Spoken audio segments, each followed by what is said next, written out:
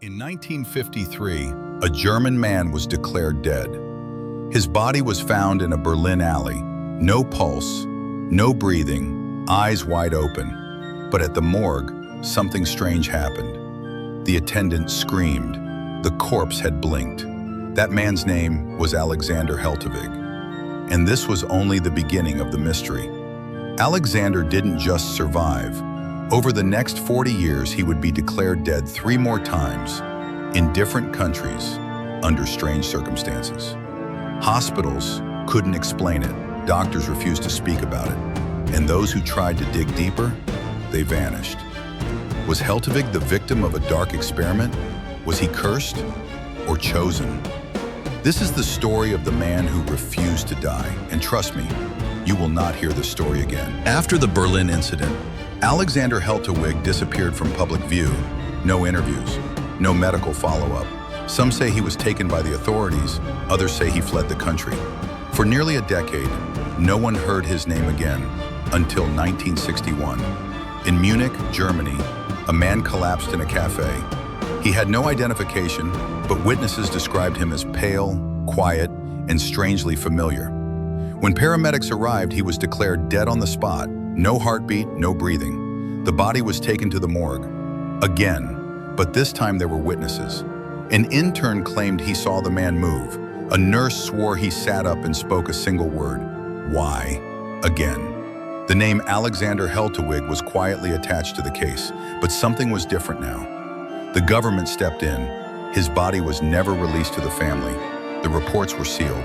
And the cafe where he collapsed, it shut down 2 weeks later without explanation. That was his second death, but not his last. 1961 wasn't the end of Alexander Heltewig. It was the beginning of a pattern. In 1974, a man was found unconscious on a bench in Vienna, Austria. Paramedics tried to revive him, but he was already cold. No ID, no personal items, just a single silver ring with the initials AH. He was sent to a hospital morgue. But 11 hours later, the staff reported something chilling. The man was breathing. Panic broke out. Doctors thought it was a mistake, but the blood test results? Impossible. He had no clear blood type. His heartbeat was irregular, pulsing in 7-second intervals. And he had elevated levels of a chemical compound no one had seen before.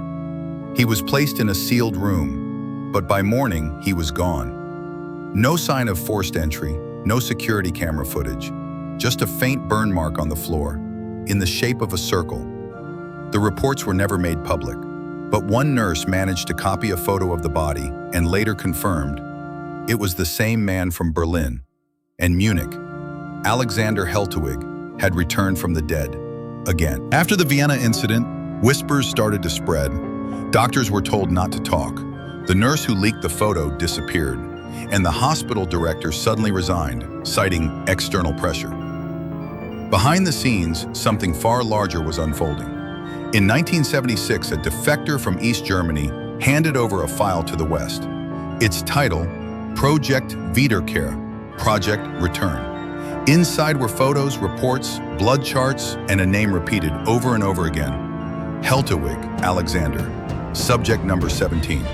According to the documents, Alexander had been part of a human longevity experiment run by a Cold War-era scientific division. They were obsessed with life extension, cellular manipulation, and neural preservation. But something went wrong. Subject number 17 didn't just survive the experiment, he stopped dying.